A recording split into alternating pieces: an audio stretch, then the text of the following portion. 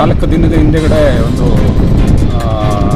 60 ಗ್ರಾಮದ ಕಡೆಯವರು ವಿರಾಜಪೇಟೆ ತಾಲೂಕಿಗೆ ಸೇರಿಬಿಟ್ಟವರು ಡಾಲು ಅಂತ ಪೇಷಂಟ್ 16 ವರ್ಷ ಅವರು ಆಕಸ್ಮಿಕವಾಗಿ ಬಿದ್ದಿದ್ದಾರೆ ಅಂತ ಹೇಳ್ಬಿಟ್ಟು ಅವರ ಫ್ಯಾಮಿಲಿ ಮೆಂಬರ್ಸ್ ಕರ್ಕೊಬಂದರು.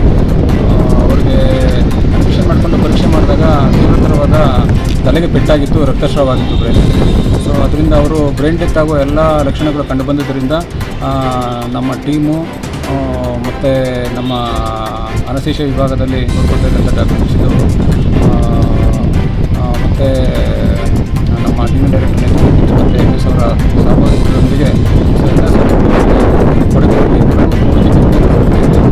ಕೊಡಗಿನಲ್ಲಿ ಈ ಥರ ಯಾವುದೇ ರೀತಿಯ ಅಂಗಾಂಗದಾನ ಆಗಿರಲಿಲ್ಲ.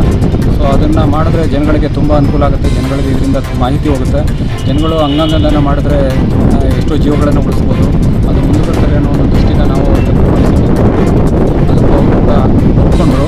ನಾವು ಈ ಥರ ಮಾಡಿದ್ರೆ ನಮ್ಮ ಎಷ್ಟೋ ಜನಗಳಿಗೆ ಜೀವ ಉಳಿಸ್ಬೋದು ಮತ್ತು ಎಷ್ಟೋ ಜನಗಳಿಗೆ ಸಹಾಯ ಮಾಡಬೇಕು ಅನ್ನೋ ಉದ್ದೇಶದಿಂದ ನಾವು ಮಾಡ್ತೀವಿ ಅಂತ ಹೇಳ್ಬೋದು. ಆದ್ದರಿಂದ ನಾವು ಅದು ಒಪ್ಕೊಂಡಾದ್ಮೇಲೆ ಮತ್ತು ನಮ್ಮ ಏನು ಜೀವ ಸಾರ್ಥಕತೆ ಕರ್ನಾಟಕ ಸರ್ಕಾರದ ಒಂದು ಅಂಗಸಂಸ್ಥೆ ಏನಿದೆ ಅದಕ್ಕೆ ನಾವು ಇದ್ರ ಬಗ್ಗೆ ಮಾಹಿತಿಯನ್ನು ಕೊಟ್ವಿ. ಮಾಹಿತಿಯನ್ನು ಕೊಟ್ಟಾದಮೇಲೆ ಅವರು ಎಲ್ಲೆಲ್ಲಿಗೆ ಯಾವ್ಯಾವ ಅಂಗಗಳನ್ನು ರಿಸೀವ್ ಮಾಡ್ಕೋಬೋದು, ತಲುಪಿಸ್ಬೋದು ಅನ್ನೋ ಥರದಲ್ಲಿ ಎಲ್ಲ ಅವರು ಪ್ರಚುರಿತಗೊಳಿಸಿದ್ರು. ಅದರ ಲೆಕ್ಕದಲ್ಲಿ ಅವರಿಗೆ ಕೆಲವೊಂದು ಅವರಿಗೆ ಹೃದಯ ಸ್ವಲ್ಪ ವೀಕ್ ಇದ್ದಿದ್ದರಿಂದ ಅದನ್ನು ಬೇರೆ ಕಡೆಗೆಲ್ಲೂ ಕೂಡ ಕಳಿಸ್ಲಿಕ್ಕಾಗಲಿಲ್ಲ. ಮತ್ತು ಕಿಡ್ನಿ ಮತ್ತು ಹೃದಯದ ಕವಾಟಗಳು ಮತ್ತು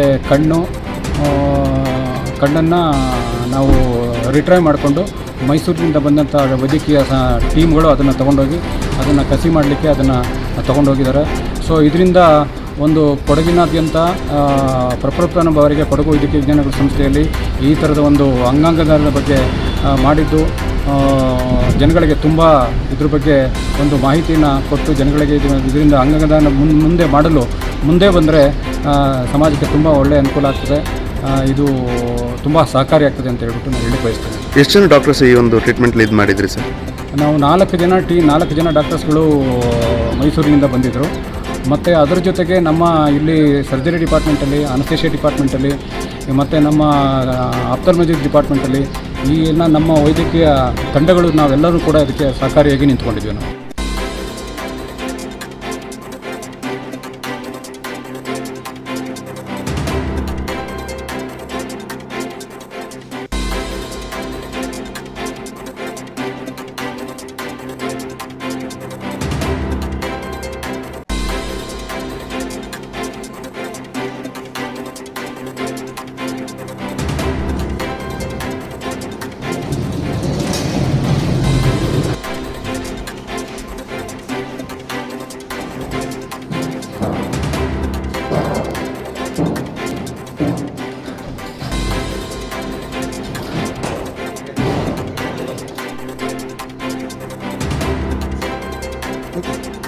ಡಾಲು ಸರ್ ಅವ್ರಿಗೆ ತಲೆಗೆ ರಾತ್ರಿ 17ನೇ ತಾರೀಕಿಗೆ ನಾವು ಗೋಣಿಕೊಪ್ಪ ಹಾಸ್ಪಿಟಲ್ ಕರ್ಕೊಂಡು ಹೋದ್ವಿ. ಹಾಗೆ ತಲೆಗೆ ಏಟಾಗಿದೆ ಮಡಿಕೇರಿ ಕರ್ಕೊಂಡು ಹೋಗಿ ಅಂತ ಮಡಿಕೇರಿ ಕರ್ಕೊಂಡು ಹೋಗಿ ಅಂತ ಹೇಳಿದ್ರು.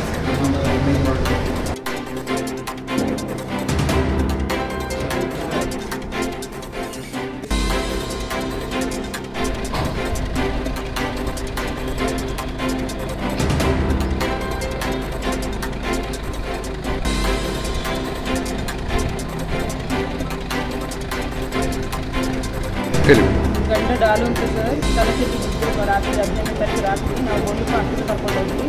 ಅಲ್ಲಿ ಹೇಳಿದ್ರು ತಲೆಗೆ ಏಟಾಗಿದೆ ಮಡಿಕೇರಿ ಕರ್ಕೊಂಡು ಹೋಗಿ ಅಂತ ಹೇಳಿದ್ರು. ಸೋಮವಾರ ಬೆಳಿಗ್ಗೆ ಮಡಿಕೇರಿ ಕರ್ಕೊಂಡು ಬಂದ್ವಿ. ಅಲ್ಲಿ CT ಸ್ಕ್ಯಾನ್ ಎಲ್ಲ ಮಾಡಿದ್ರು. ಬ್ರೈನ್ಗೆ ಏಟಾಗಿದೆ ಅಂತ ಹೇಳಿದ್ರು. 2 ದಿನ ಹಾಸ್ಪಿಟಲ್ ಚಿಕಿತ್ಸೆ ಕೊಟ್ಟರು. ಆಮೇಲೆ ಹೇಳಿದ್ರು ಬ್ರೈನ್ ಡೆತ್ ಆಗಿದೆ, ಇದಾಗೋದಿಲ್ಲ ಅಂತ ಹೇಳಿದ್ರು. ಮತ್ತು ಅಂಗಾಂಗದಾನ ಮಾಡುವಂಥದ್ದು ಮಾಡಿದ್ವಿ.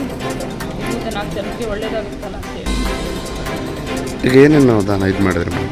ಕಣ್ಣು sir, heart, kidney, cranes. Okay, ಏನಾಗಿತ್ತು ಮೇಡಮ್? ಅವರು ವೀಕ್ನೆಸ್ಸಿಗೆ ತುಂಬ ಕುಡಿತಾ ಇದ್ರು ಸರ್. ವೀಕ್ನೆಸ್ಸಿಗೆ ಫಿಟ್ಸ್ ಬಂದು ಸರ್. ಇದ್ರ ಅಂಗಾಂಗ ದಾನ ಮಾಡೋದ್ರಿಂದ ಯಾವ ಥರ ಹೆಲ್ಪ್ ಆಗುತ್ತೆ ಬೇರೆಯವ್ರಿಗೆ ಅಂತ? ಜೀವದಾನ ಮಾಡಿದಾಗೆ ಹೆಲ್ಪ್ ಆಗುತ್ತೆ. ತಮ್ಮ ಅವರು ಹೆಸರು ಸತ್ರು ಅವರ ನೆನಪು ಸಿಗಲ್ಲ ಇದೆ ತಮ್ಮ ಹೆಸರು ರಾಜೇಶ್ವರಿ.